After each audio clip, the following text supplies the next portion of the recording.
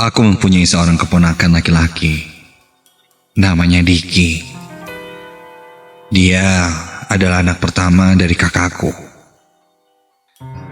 Ketika lahir, bakat Diki sudah terlihat. Dia pintar, periang, senang bermain. Layaknya seperti anak-anak yang baru lahir. Diki sangat suka ditemani. Saat dia kecil, aku sering menghabiskan waktu bermain bersama Diki. Namun setelah aku masuk kuliah dan mulai sibuk, aku mulai jarang bermain. Bahkan untuk pulang saja ke rumah, waktunya cukup sulit. Karena jarak kuliah dan rumahku lumayan jauh. Di Bandung, Jatinangor. Sampai akhirnya Diki harus pindah ke Medan. Karena kakakku dipindah tugaskan ke Sumatera. Makin susah aku bertemu dengan ponakanku itu. Sampailah pada hari itu, aku mendengar kabar kalau kakakku akan berlibur di Bandung. Mendengar kabar itu aku senang sekali. Aku bisa bertemu dan bermain bersama Diki. Kebetulan juga saat itu aku masih libur kuliah. Jadi aku bisa menghabiskan waktu jalan-jalan dengan keponakanku itu. Singkat cerita, hari liburan tiba. Kakakku dan istrinya yang kusebut Bi Indah, dan juga tentunya Diki, ponakanku itu tiba di Bandung. Begitu bertemu, aku langsung memeluk Diki. Wajahnya melihatku seperti mengingat-ingat. Ini Om, Diki, masih ingat gak waktu itu main bareng? Masih ingat? Udah gede sekarang ya Diki ya? Gemes.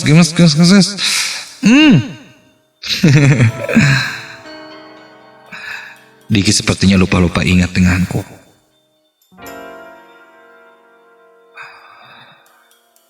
Lama-kelamaan, kami pun jadi akrab lagi. Hari itu kami habiskan bermain dengan jalan-jalan ke mall. Aku belikan dia mainan, juga berfoto-foto. Semua anggota keluarga memanjakan Diki karena Diki adalah cucu pertama dari keluargaku juga.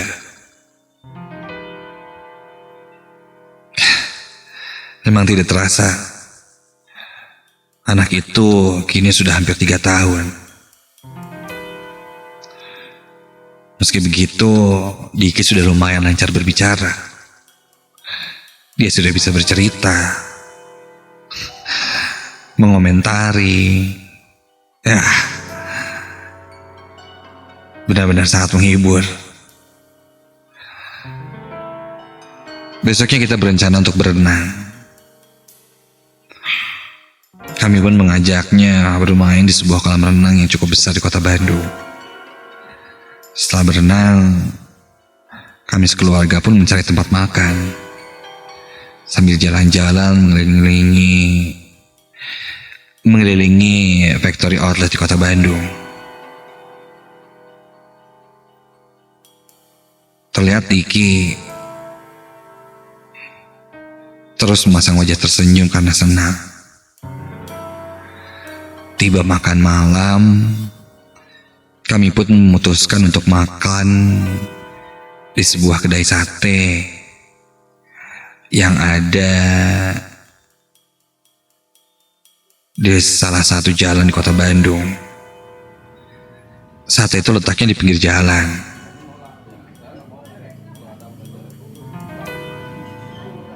Meski begitu, ini merupakan salah satu sate yang cukup laris di kota Bandung. Diki pun memintaku untuk menggendongnya begitu tiba. Aku turun lalu menggendong Diki, diikuti oleh anggota keluarga yang lain. Terlihat dari luar, kedai sate itu sangat ramai. Ya, seperti biasa, harus antri karena memang cukup laris. Meskipun bisa dibilang ini hanya pedagang kaki lima. Memang agak sedikit susah untuk dapat tempat di sana. Tapi untungnya saat itu ada yang baru selesai makan, dan kami pun langsung buru-buru mengambil tempat dan duduk di kursi itu. Ya, kursi dengan meja panjang khas pedagang kaki lima. Ibuku duduk berhadapan denganku, lalu kakak laki-lakiku duduk di sampingku, dan di seberang kakakku ada Bi Indah, dan juga ayahku. Sedang Diki kupangku.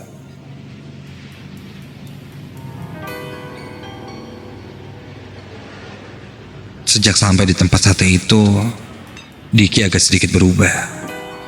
Dia tidak banyak bicara. Ketika kami mengobrol untuk pesan apa, Diki hanya terdiam. Dia tidak merespon apapun dan hanya memandang ke arah tempat pembakaran sate. Ya, bisa saja hal itu menarik perhatian anak kecil kali ya. Dan ketika kakakku beranjak dari kursi menghampiri tukang sate itu, tiba-tiba saja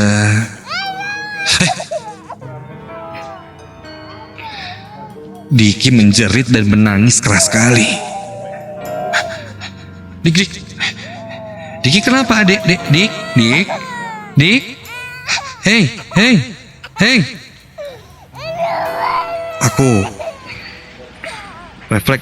Aku merangkulnya. Namun Diki nampak berontak. Sesekali terdengar dia bilang ingin pulang. Iya. Dia terus saja merengek ingin pulang. Diki, kenapa Dik? Diki masih terus merengek ingin pulang sambil menunjuk ke tempat pembakaran sate yang memang sejak tadi dia lihat. Kegaduhan itu membuat para pelanggan lain melihat ke arah keluarga kami. Kontan saat itu mamanya Diki langsung menggendong Diki dan menutupi matanya dengan kerudungnya dan langsung membawanya ke mobil. Aku dan mama berdiri dari kursi dan memutuskan untuk tidak jadi makan di sana. Kami masih tidak mengerti. Lalu kami pun kembali ke dalam mobil. Kulihat Diki sudah ditenangkan dan nampak tertidur saat itu di pangkuan Bi Indah, mamanya Diki. Bi Indah, Diki kenapa sih? Tanya aku penasaran. Bi Indah hanya diam, seakan enggan membahasnya. Kami pun akhirnya lanjut untuk pulang.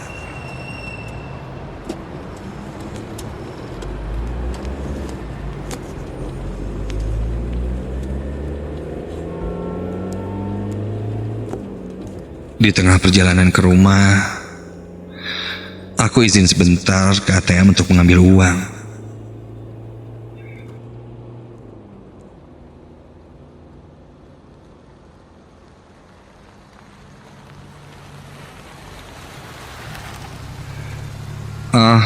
Bentar ya, ambil ATM dulu. Buat jajan nanti. Bentar.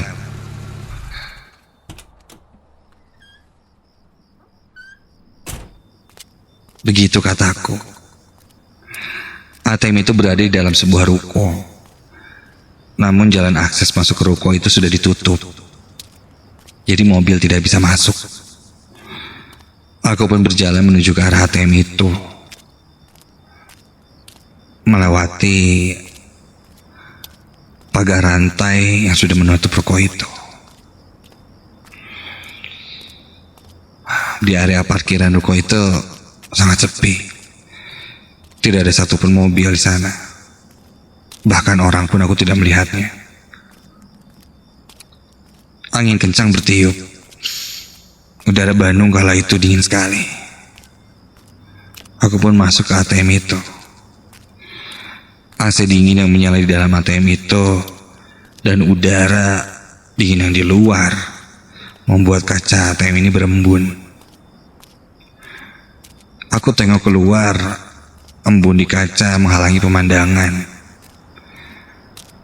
Jadi jarak pandangku agak berkurang untuk melihat di luar sana. Aku pun buru-buru mengambil uang. Karena entah kenapa aku merasa tidak tenang lama-lama di ATM itu.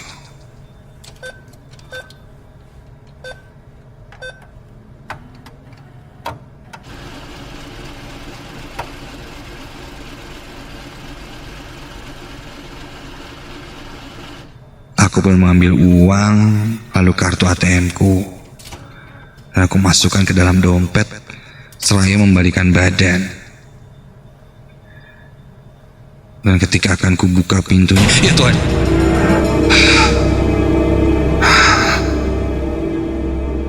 aku tersentak kaget ketika di depan, di luar pintu ATM itu berdiri seorang perempuan. Sama terlihat rambutnya panjang dan wajahnya seperti menatap ke dalam ATM ini. Iya,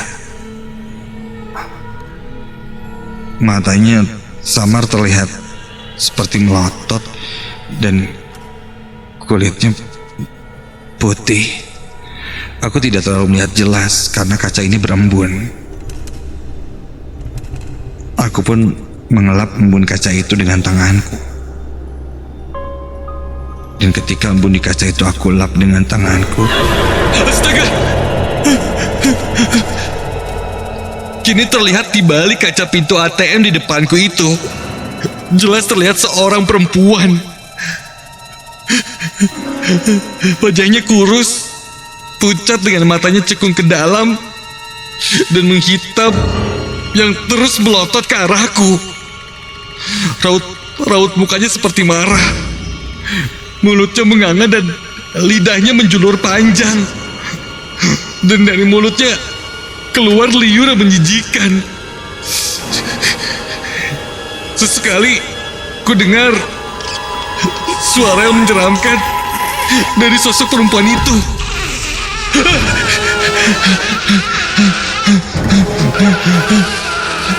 Refleks aku menendang pintu ATM itu.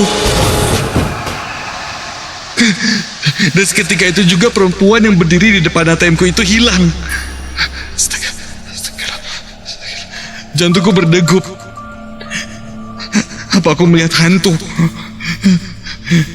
Aku mengumpulkan semua tenaga dan seketika itu juga langsung keluar dari ATM itu. Namun kurasakan langkahku sangat berat sekali. Entah kenapa aku seperti membawa beban berat di badanku. Aku sampai-sampai harus membopong badanku sendiri untuk berlari menuju ke arah mobil. Tanpa berkata apa-apa, aku langsung masuk ke dalam mobil. Begitu aku masuk ke dalam mobil, tiba-tiba saja Diki kembali berteriak. Iya, berteriak-teriak, merengek, menangis, ketakutan. Sontak satu mobil ini pun jadi panik. Kulihat Bi Indah langsung membacakan doa-doa agar Diki tenang. Lalu lanjut menyuruhku untuk maju menyetir sampai ke rumah. Aku pun langsung menancap gas mobilku untuk segera sampai di rumah. Selama perjalanan, aku merasakan punggungku terasa sangat berat dan panas. Meskipun kupasang AC di dalam mobil, tetap saja sangat panas, bahkan membuatku sampai berkeringat. Hingga aku pun membuka jendela. Dan tak lama kemudian, singkat cerita, aku sampai di rumah.